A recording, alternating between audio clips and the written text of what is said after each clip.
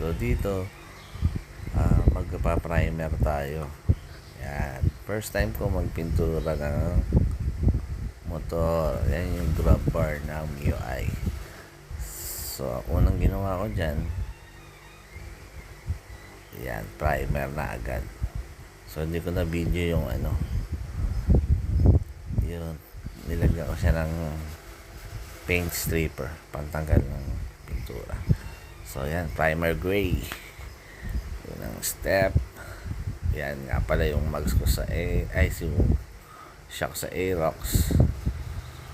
Sinabay ko na siya pero hindi pa tapos yan. Tinanggal ko muna yung pintura. Okay. Ngayon, after niya matuyo, yan, nire-ready ko na tong black. Yan, in-spray ko na siya dyan yung black. Konti-konti lang muna bago mag second coat. So, pahinga muna.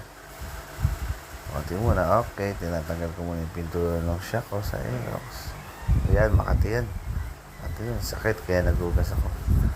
Balik tayo dito. Okay, tapos second coating.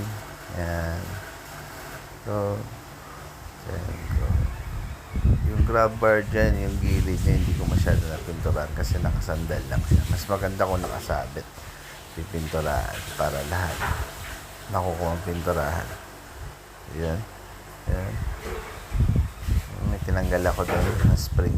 Sprayan ko na rin yung spring. Yan. So, pinatuyo lang. And then, third coat. Third coat. Yan. Diyan, medyo maganda na siya kasi pangatlo na yan. So, pero parang di pa ako nasatisfy dyan eh. Kaya, pininturahan ko pa ng pang-apat. Yan. Yan. Nagpatuyo. Yan na naman. Ready na naman. Ito pala yung labas na ng grab.